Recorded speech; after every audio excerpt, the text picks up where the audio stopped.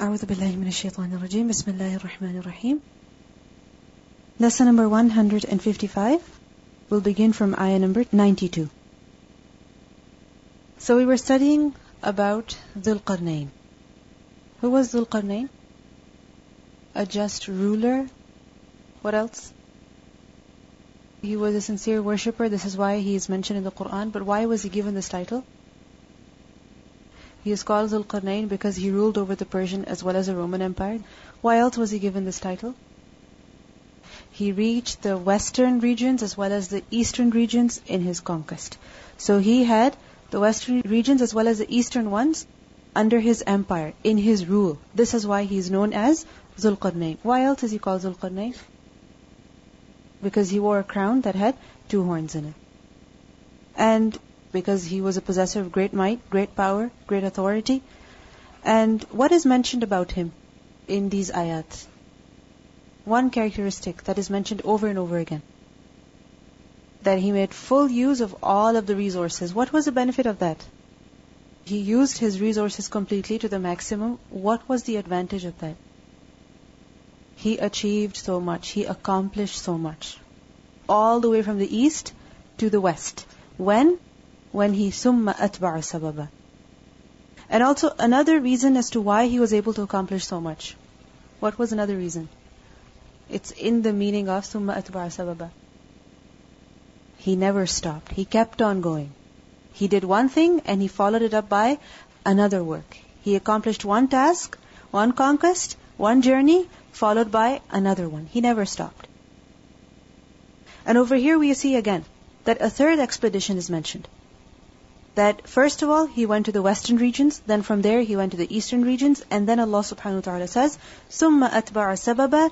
He traveled again, he used his resources, he went on another expedition, حَتَّى until إِذَا بَلَغَ, until when he reached. What did he reach? بَيْنَ, between, meaning the space, the gap between, السَّدَّيْنِ, the 2 mountains. The word as-saddain is a dual of sad. And sad is basically a barrier between 2 things. However, this word is also used for mountains. Why? Because mountains also become barriers. Isn't it so? They become huge barriers. They prevent sometimes sunlight. They make it difficult for a person to go from one place to the other. Which is why sometimes if you're traveling by road, it takes a lot of time to cross over mountains. Why? Because mountains are like barriers. So sad is a barrier. But in particular, the word sad is used for a huge mountain. Because the bigger the mountain, the greater obstacle, the greater hurdle, the greater barrier it becomes. And some have said that sad also applies to mountain ranges. So he reached between 2 mountains, or 2 mountain ranges. So he reached the pass between the 2.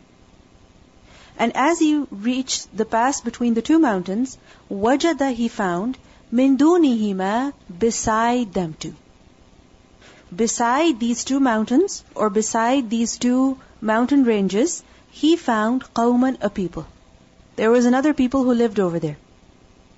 So we see that Dhul Qarnayn came across so many different people, so many different nations, so many different civilizations in his travels, in his conquests. He reached the west, he reached the east, and now he's reached another place.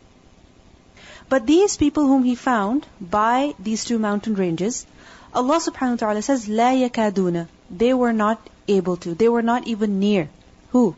These people, this qawm, they were not even near يَفْقَهُونَ. They understand قَوْلًا, a word. Yakaduna is from Kaf Waw Dal. Kada, yakadu, which is to be at the verge of doing something. To be about to do something. So la yakaduna, they were nowhere near. They were not even close to. They could barely, they could hardly yafqahuna qawla, they could hardly understand a word. What does it show? That they spoke a completely different language. There was a complete language barrier between Dhul Qarnayn and these people. They could not explain themselves to Dhul Qarnayn, and Dhul Qarnayn could not understand what they were saying either. So لا يكادون يفقهون قولا. Doesn't it happen sometimes? You come across some person and they speak a completely different language, you don't even know how to communicate with them. And sometimes it's possible that you use sign language, but they interpret differently. Every culture, they have different ways of communicating even through sign language. I remember somebody was once saying that they went somewhere and the people, in order to say no, they would nod their heads. And in order to say yes, they would shake their heads. So completely opposite. So these people, لا يكادون يفقهون قولا. And one reason as to why these people were not able to understand any word, or they were not able to explain themselves at all, could be because they were completely cut off from the rest of the world. Again, what does it show to us? That he reached such places where no one else had reached. He reached such areas, such people, he met such civilizations which were undiscovered before, which were unknown before, completely unknown to people. لا يكادون يفقهون قولا. But we see that Dhul Qarnayn, Allah subhanahu wa ta'ala had given him many resources. He was extremely powerful, he was very mighty, he had been blessed with many blessings. And he was also determined to overcome every hurdle, wasn't he? He went all the way to the west, he went all the way to the east. And then he didn't stop over there. So he was very determined to overcome any kind of hurdle, any kind of difficulty. So he somehow managed to communicate with these people as well. It's possible that he had some expert translators or people with very good language ability, communication ability. Allahu A'lam, somehow he managed to communicate with them. So qalu, they said. Who said? Those people, these people whom he found by these mountains. They said, Ya Dhul Qarnayn, O Dhul Qarnayn, Inna Ya'juj wa Ma'juj. Indeed, Ya'juj and Ma'juj. Ya'juj and Ma'juj, they are two tribes. Ya'juj is the name of one tribe and Ma'juj is the name of the other tribe. And these two tribes, remember, they are human. They are from the descendants of Adam alayhi salam. Because some people say Ya'juj and Ma'juj are perhaps not human beings. There will be some kind of virus, some kind of weird kind of creation. No, they are human beings, as obvious from this ayah and also from various ahadith that we find in the sunnah of the Prophet ﷺ. But remember that Ya'juj and Ma'juj, they're extremely powerful and they're numerous in their number, to the point that the ratio of Ya'juj and Ma'juj to the rest of human beings is 999 to 1. Just imagine. Where there are 999 people from Ya'juj and Ma'juj, there is one other human being. And remember that they are human beings, they are from the descendants of Adam alayhi salam. But they're very powerful and they're very mufsid. They create a lot of fasad, invading tribes. Now a person may wonder, where are they? Where are they? As we will learn from the story, that Ya'juj and Ma'juj, they were, you can say, barred by Dhul Qarnayn, and he made a barrier, because of which Ya'juj and Ma'juj are not able to cross that barrier, which is why they're not mingled with the rest of the people.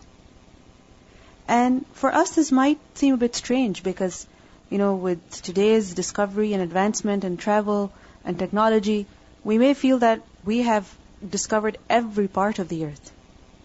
So how is it possible that these people that are supposed to be 999 times more than the rest of the human beings, they are unknown to us? We don't know where they are? It's quite possible. It's quite possible. Why? Because وَأَرْضُ اللَّهِ وَاسِعَةٌ. This earth is huge. And there are many, many parts in this earth that human beings have still not found, have still not discovered. As I mentioned to you, that remember in South America, recently, they discovered some tribes that were completely cut off from the rest of the society. People had no idea that they existed over there. Till today, every other day, scientists discover new and new types of species. And remember that this place where Ya'juj and Ma'juj are, this is a mountainous area. And some have said that this area is towards Bukhara. And remember that if you go towards Afghanistan and beyond, all of these areas are covered in mountains, huge mountains. And it's impossible to find people over there. Isn't it so?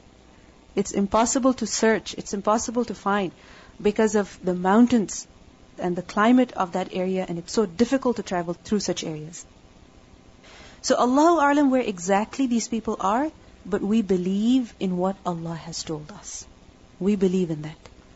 We might not be able to fully comprehend it. We might not be able to discover it today. However, when Allah has said, what is our reaction? Sami'na wa ata'na. We believe. We obey. We believe in whatever Allah and His Messenger have informed us of. So these people, they said to Zulqarnain that, O Zulqarnain, these people, Ya'juj and Ma'juj, they are mufsiduna fil ard. They are ones who create a lot of fasad in the land. That every time they come from their area, they come across us, they create so much fasad. And remember, fasad fil ard is of various types. Any action that leads to harm and destruction and loss. Whether it is through murder, or it is through theft, or it is through destroying lands and crops and buildings, any kind of fasad. So these Ya'juj and Ma'juj, they're mufsiduna fil ard. As I mentioned to you, they're powerful and raiding tribes. So these people requested Zulqarnain that فَهَلْ نَجْعَلُ, so shall we assign laka for you kharjan, an expenditure. Kharj is from the root letters kharajim, and kharj is literally kharaja is to leave, to go. And the word kharj applies to expenditure. Why? Because when you're constructing something, when you're buying something, you have to spend money. And the money goes. It leaves your account. It leaves your wallet. Sometimes you may have noticed that if you're getting some renovations done, if you're fixing a part of the house, one expense after the other, one bill after the other. So the money just goes. So kharj is what? Expenditure. And kharj is also used for a tax. So shall we assign for you, meaning shall we collect for you, O Zulqarnain, some expenditure, some tax, ala upon an taj'ala, that you make baynana wa baynahum, between us and between them, meaning between the Ya'juj and Ma'juj, saddan, a barrier. So in other words, they're requesting Zulqarnain that we will pay you, we will give you the money. But you somehow make some barrier between us and between these Ya'juj and Ma'juj. So that Ya'juj and Ma'juj cannot come and create fasad in our lands. Because we are tired of them. We have had enough. We have suffered a lot. So please make a barrier between us and them that will enable them from coming towards us and harming us. Notice the word sad is used again over here. Earlier it was used for mountain, and over here it's used for a barrier. Now the reason why they offered the kharaj is because they did not want their request to be turned down. It wasn't that Zulqarnain could not afford. He wanted them to pay him. No. It's just that they did not want that their request should be turned down. They were desperate for this help because they had had enough of Ya'juj and Ma'juj. And as I mentioned to you that Ya'juj and Ma'juj, they are human beings. And one more thing, that their numbers are many more than the rest of the human beings. There is a hadith that is well known. It is reported in Bukhari and Muslim, in which we learn that on the Day of Judgment, Allah subhanahu wa ta'ala will say to Adam alayhi salam, O Adam, he will reply, Labbaik wa sa'daik wal khayru fi yadaik. That, O Allah, at your service, here I am, and all good is in your hand. So Allah subhanahu wa ta'ala will say to Adam, send forth those who are destined to hell. From your children, on the Day of Judgment, send forth from your children all those who are to go to hellfire. So Adam alayhi salam will ask, who are those destined for hell? Meaning, how many are they? And Allah subhanahu wa ta'ala will reply, out of every 1,999 to hell and 1 to paradise. So when the Sahaba heard this, they said, O Prophet sallallahu alaihi wasallam, which of us would be that one man? How is it possible? Who amongst us would be that one man out of 1,000 who will go to Jannah? So the Prophet sallallahu alaihi wasallam responded that, and among you are 2 nations. That among you, O people, there are 2 nations who are never added to a thing, but they overwhelm it. 2 nations are among you, O human beings, who, whenever they are added to something, what happens? They overwhelm it. And who are they? Ya'juj and Ma'juj. And another narration, he said, be glad, For indeed from you is going to be the one man who is going to Jannah, and from the Ya'juj and Ma'juj is going to be the rest of them who are going to go to hellfire. So according to that hadith, that shows to us the great numbers of Ya'juj and Ma'juj. How many there are. How many more times. And also it shows to us that they are indeed human beings. They are from the descendants of Adam alayhi salam. As obvious from this ayah as well. So what was the response of Dhul Qarnayn when the people made this request to him? Qala, he said, Ma makkanni, that which my Lord has established me with, fihi, in it. Makkanni, as you know, that the authority, the establishment, the power, the position, all that Allah has given me, Rabbi, my Lord has given me, it is khayrun, it is much better. Much better than what? Than what you could offer me. You could offer me just a little bit of tax, just a little bit of wage, a little bit of expenditure. But what Allah has given me is much better for me. In other words, I do not need your tax. You don't need to pay anything to me. But what I do want from you is that you have to work with me. Do you understand? You have to work with me. You see very good leadership qualities in Zulqarnain. Many times what happens? People say, just give me the money, I'll do the work myself, alone. Just don't come near me, I'll do the work myself. Such a person is not successful. A person who cannot make others work. Who is successful? Who is a successful leader? Who can put others to work as well. Who can make them stand on their feet. Who will put them to work. Like for example, many times, mothers, they'll be with their children. They'll wait for the children to go to sleep, and then they will go and clean the whole house. Then they will go fold the laundry, then they will go put the dishes away, etc., etc. And this way what happens? Children, they never learn to clean up themselves. Isn't it? They never learn that they should tidy up after themselves. Never. Now remember, it is extremely difficult to make the children clean up themselves, isn't it? You have to tell them again and again. Sometimes they don't do the work properly. You tell them to put the clothes away, you'll tell them to put the toys away, they won't put them properly. Like, might as well do it myself because I have to do twice anyway. But the fact is that if you don't go through that effort, will they learn? They will not learn. It's much easier to do it yourself. But this is being very selfish. This is not good for the children. Similarly, this principle can be applied anywhere. Whether a person is a teacher or a boss or a head or, some people are working under him. In any area, in any kind of work, successful leader is he who makes people work. We see that Zulqarnain, he used all of his resources completely, fully. And this is a part of resources, manpower, that you make them work as well. It doesn't mean that you put them to extremely hard and laborious work, but the fact is that whatever work has to be done, they should be able to do it themselves. So he said, you have to work with me. And what is that? فَأَعِينُونِي. So you all assist me. A'inu from the root letters? Ain, waw, noon. Aun. And aun is help. So all of you help me بِقُوَّةٍ with strength. Remember that quwwah, strength, power is of various types. It includes physical power, the badani power, manpower. It includes financial power as well. So فَأَعِينُونِي بِقُوَّةٍ, assist me with quwwah, meaning with your workforce. I want your manpower. I want your people. أَجْعَلْ, I will make بَيْنَكُمْ, between you, وَبَيْنَهُمْ, and between them, meaning the Ya'juj and Ma'juj, رَدْمًا, a dam. Notice, they asked for sad. And what does Zulqarnain say? I will make for you a radm. Now what is a radm? Radm is from the root letters Ra, Dal, Mim. And radm is a barrier. It is also used for a very thick wall. And primarily the verb radima means to seal holes. To seal holes, to plug them with rocks, etc. Like for example, if you see a wall, and there are gaps, there are holes, One is that you leave those gaps, you leave those holes as they are. But the other is that you seal all of them.